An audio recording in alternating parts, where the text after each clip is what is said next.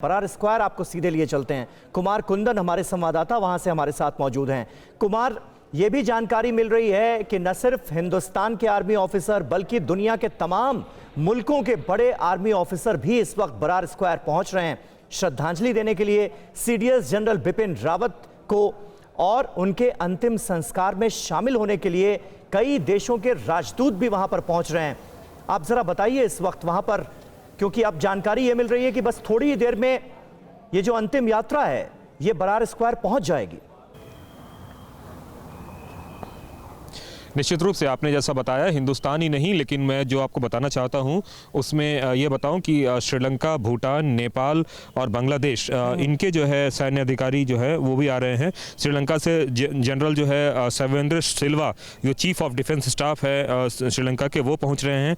भूटान से brigadier Dorji Rinchen deputy chief operations officer royal Bhutan army के, वो आ रहे हैं।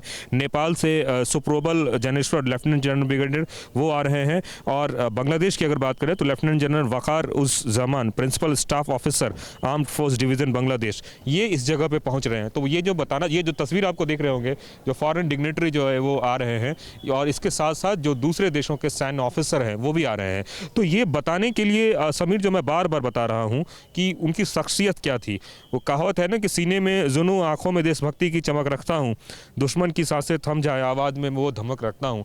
उनकी शख्सियत कुछ ऐसी थी और वही शख्सियत आज यह बताने के लिए काफ़ी है। ये तस्वीरों के माध्यम से मैं बता रहा हूँ कि वो कितने बड़े व्यक्ति थे और उनका व्यक्तित्व तो कुछ ऐसा था कि आज हर कोई उनके पीछे दौड़ रहा है जब उनकी अंतिम यात्रा निकली है और जिस जिस जगह से निकल रही है वहाँ लोग खड़े हैं। मैं एक बार फिर सैनिक तैयारियों का जायजा दिखाऊंगा। मैं अपने कैमरा पर्सन विजय को बोलूँगा ज़रा पैन करके दिखाएं। जो मैं बता रहा था कि 800 से ज़्यादा भी सैनिक यहाँ पे खड़े हैं, चाहे वो इंडियन आर्मी के हों, चाहे वो नेवल के हों, चाहे वो एयरफोर्स के हों, और पंक्तिबद्ध तरीके से, कतारबद्ध तरीके से ये जो बरार स्क्वायर का क्रिमेशन ग्राउंड है, यहाँ से लेकर आगे जो रिंग रोड है वहाँ तक ये सब लोग खड़े हैं। और जो दूसरी तरफ जो मेन कैंटोनमेंट का ये बोर्ड का जो ये छावनी का गेट है, यहाँ पे जो फॉरेन डिग्नेटरीज हैं उनके आने का भी सिलसिला लगातार जारी है।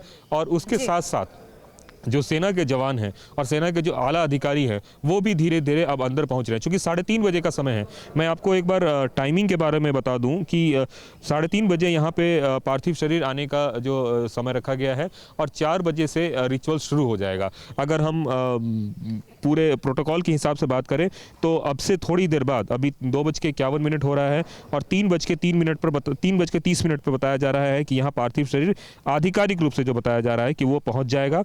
और उसके पहुंचने के बाद यहाँ पे सबसे पहले जो है सेना के जवान उस पूरे समारोह में जो मिलिट्री जो रीति रिवाज है उसके हिसाब से उनको यहाँ पे अंतिम विदाई, अंतिम श्रद्धांजलि दी जाएगी।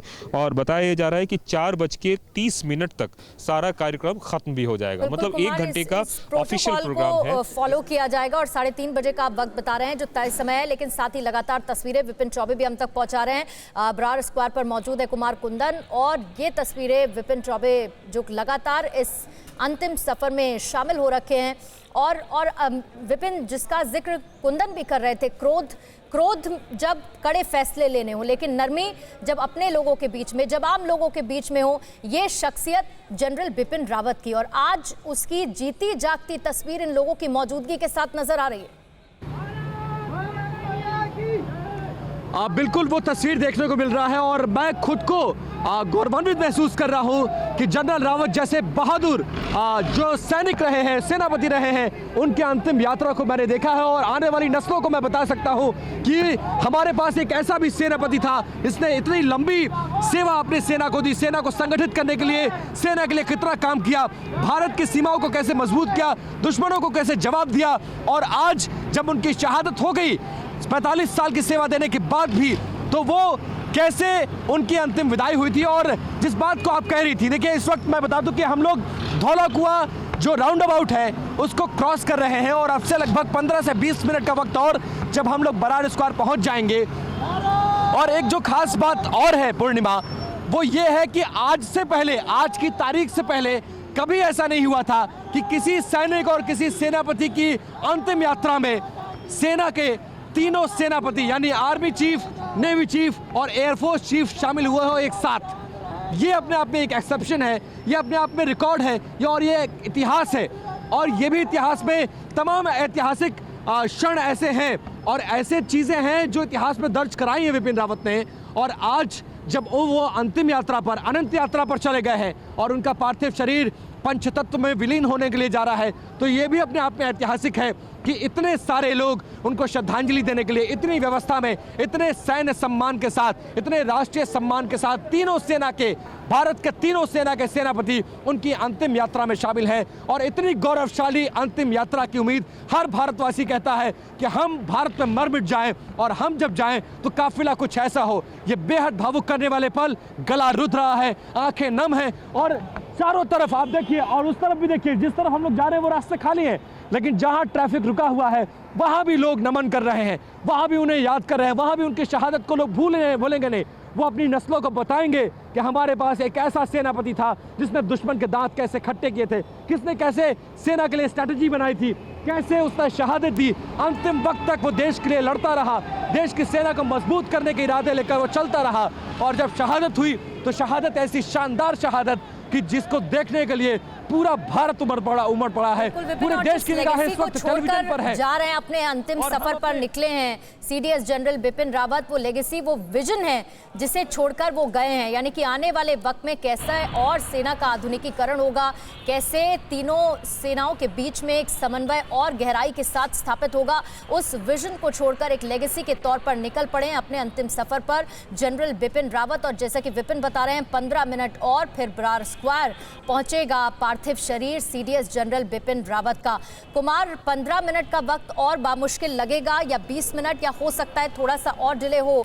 जरा एक बार मैं चाहूंगी कुमार की प्रोटोकॉल फिर से दोहराएं और ये बताएं कि क्या सिर्फ इंतजार अब पार्थिव शरीर का है सीडीएस जनरल बिपिन रावत के पहुंचने का, और बाकी जिन डिग्निटरीज को वहां पहुंचना था सब वहां पर पहुंच चुके हैं क्या? देखिए, जो प्रोटोकॉल के हिसाब से 2 बजे उनके पार्थिव शरीर को 3 कामराज मार्ग से निकलना था, वो निकल चुका है।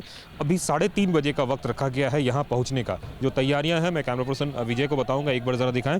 तैयारियाँ पूरी हो चुकी हैं, 3:30 पे पहुँचने का वक्त है। 4 बजे जो है VVIPs जो है अंतिम एक तरह से कहते हैं कि श्रद्धांजलि उनको अर्पित करेंगे। 4:15 का वक्त रखा गया है जब पार्थिव शरीर को परिवार वालों को सौंप दिया जाएगा, और परिवार वाले अंतिम जो रीति रिवाज है, जो भी हिंदू रीति रिवाज है, उसके साथ उनका अंतिम संस्कार करेंगे। तो ये प्रोटोकॉल के हिसाब से है। और 4:45 पे एक यहाँ पे प्रार्थना सभा जो होती है वो एक छोटी सी होगी, और उसके बाद ये कार्यक्रम खत्म होगा।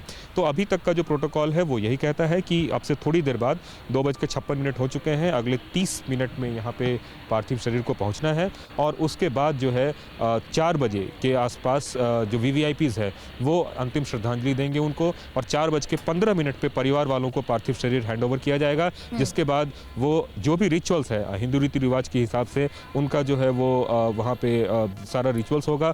निश्चित रूप से कहा यह जा रहा है कि उनकी बेटियां जो हैं वही मुखाग्नि देंगी, और उसके बाद तकरीबन 4:45 पर एक प्रेयर होगा, शांति पाठ जिसको कहते हैं, और फिर यहाँ से लोग निकलेंगे। इस सब के बीच जो आला अधिकारी हैं, जो विदेशी डिग्नेटरीज हैं, सबके पहुँचने का सिलसिला जारी है। अमूमन ऐसा कम देखा जाता है पूर्णिमा। मैं आपको बताऊँ कि मैंने भी ऐसा कम देखा है कि एक को श्रद्धांजलि देने के लिए घर से लेकर शमशान घाट तक लोग इतनी बड़ी तादाद में मौजूद हों, फॉरेन डिग्नेटरीज इतनी बड़ी तादाद में मौजूद हों। ऐसा लग रहा है जैसे कि कोई बहुत बड़ा अपूरणीय क्षति हुई है, जिसके लिए हर कोई आहत है, हर कोई मरम्मत है। और ये जो तस्वीर है, खास करके जो विपिन दिखा रहे थे, जो मनीष दिखाया, जो जितेंद्र दिखा रहे हैं, ये वो तस्वीर है जो बताने के लिए काफ़ी है। और कहते हैं तस्वीरें बयां करती है सब कुछ, और ये तस्वीरें बयां कर रही है कि क्या हुआ है, कितना बड़ा नुकसान हुआ है। इस वक्त वहां पर मौजूद हैं 800 जवान सेना के इस वक्त मौजूद हैं सलामी देने के लिए। और इस वक्त जवानों के चेहरे पर जो भाव है, अगर आप कुमार उसको बयां कर पाएं, क्योंकि कहा यह जाता था हर सैनिक के यार थे वो, पर दुश्मन के लिए तलवार थे वो। और सीडीएस जनरल बिपिन रावत का जो रुतबा था, जो उनका रोल था, जो उनकी भूमिका थी, जिस तरह से वो देश के हर सैनिक के अभिभावक के तौर पर जाने जाते थे, जो नए सैनिक सेना ज्वाइन करते थे उनके लिए उनकी भूमिका किसी टीचर जैसी होती थी। आज जो सैनिक वहां पर मौजूद हैं, जिन्हें तमाम रिचुअल्स को अंजाम देना है प्रोटोकॉल्स को फॉलो करते हुए, उनके चेहरों पर क्या भाव है? मैं पहले भी बताया समीर, और फिर एक बार बताना चाहूँगा कि जो सैनिक हैं, चाहे वो उनके घर पे मौजूद हो, चाहे वो रास्ते में मौजूद हो और यहाँ पे मौजूद हो, हर सैनिक कहीं न कहीं उनका कर्जदार है। भारतीय सेना में जिस हिसाब से ऑफिसर और सेना के जवान के बीच की खाई को जो पाटने का काम जिस शख्स ने किया, उसमें सबसे पहला अगर नाम किसी का आता है तो वो विपिन रावत का नाम आता है। और यही वजह है कि दो तरह की बातें होती है समीर। एक होता है कि आपकी ड्यूटी कहीं ज़बरदस्ती लगा दी जाती है और आप काम करते रहते हैं। दूसरा होता है कि आप दिल से जाते हैं वहाँ पर।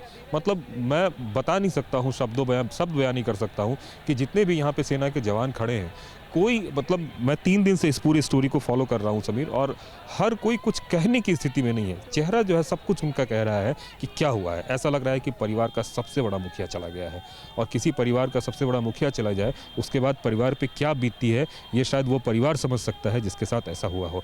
देश के तीनों सेना, चाहे वो आर्मी हो, एयरफोर्स हो या नेवल हो, उन तीनों के ऊपर एक शख्स था जो सबका ख्याल रखने वाला था, जो जिसकी अपनी एक रणनीति थी, जो आगे बहुत कुछ करना चाहता था सेना के क्षेत्र में और सेना के विकास के लिए, सेना के मॉडर्नाइजेशन के लिए, जो खुलकर बोलता था, जो बताता था कि आपका असली दुश्मन कौन है, जो यह बताता था कि दुश्मन से अब सीधे तौर पे नहीं लड़ा जा सकता, अब अलग अलग तरीके से वॉरफेयर होगा। तो कई सारी बातें जो इतनी सीधी तरीके से कहने वाला शख्स था वो अब नहीं है। तो निश्चित रूप से ये तस्वीर और जो आप देख रहे हैं या हमारे संवाददाता अलग अलग जगहों से दिखा रहे हैं, वो बता रहा है कि वो शख्स कैसा था। और मैं एक बार तस्वीरों में दिखाना चाहूँगा, मोमेंट एक तरह से वीवीआईपी मोमेंट शुरू हो गया है अब। मुझे लग रहा है कि इस पूरे इलाके को कॉर्डन ऑफ किया जा रहा है, और यहाँ पे जिस जगह पे मैं खड़ा हूँ वहाँ पे सिर्फ और सिर्फ उनका पार्थिव शरीर आएगा, और जितने भी उनके साथ गाड़ियाँ वाड़ियाँ हैं उनको सबको जो है एक लेवल के बाद रोक दिया जाएगा।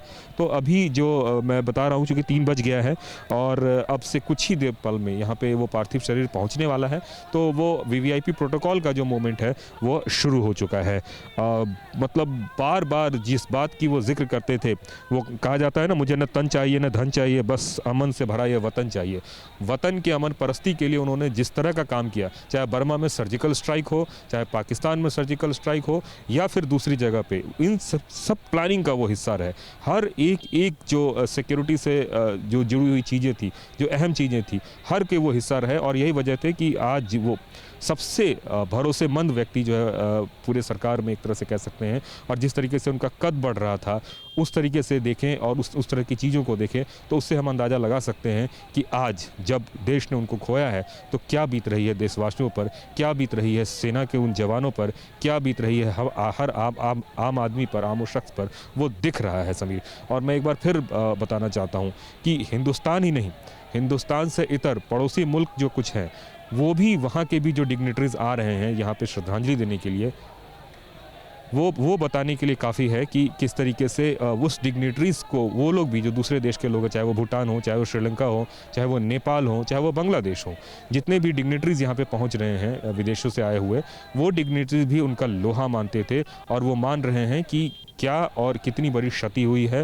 हिंदुस्तान के लिए ही नहीं बल्कि पड़ोसी मुल्कों के लिए भी। कभी कभी ऐसा होता है कि आपका पड़ोसी अगर चला जाए तो वो भी आपके लिए बहुत बड़ा नुकसान होता है। तो इन जो नेबरहुड कंट्रीज़ हैं, वो नेपाली भी बहुत अच्छा बोलते थे, उनके बारे में बताया जाता है कि उन्हें कई भाषाओं का ज्ञान था, उसमें वो नेपाली भी बढ़िया बोलते थे। हालांकि उत्तराखंड से जिस इलाके से वो बिलोंग करते हैं उस इलाके में नेपाली भाषा अधिकतर लोग बोल पाते हैं, लेकिन इसके बावजूद भी उनके बारे में कहा जाता था कि बॉर्डर की रणनीति को जितने अच्छे तरीके से वो समझ पा रहे थे, वैसे समझने वाले कम लोग मिलते हैं। तो आज जो देखा जा रहा है, जो फॉरेन डिग्निटरीज की जो मैं बात कर रहा हूँ, श्रीलंका से आए हुए हैं, बांग्लादेश से आए हुए हैं, भूटान से आए हुए हैं, बर्मा, तो ये सब चीज़ें बताने के लिए काफ़ी है कि पड़ोसी मुल्क को भी लग रहा है कि कितना बड़ा नुकसान उनके लिए हुआ है। निशांत, परवाह देश की, सोमवार से शुक्रवार रात 10 बजे TV9 भारतवर्ष पर।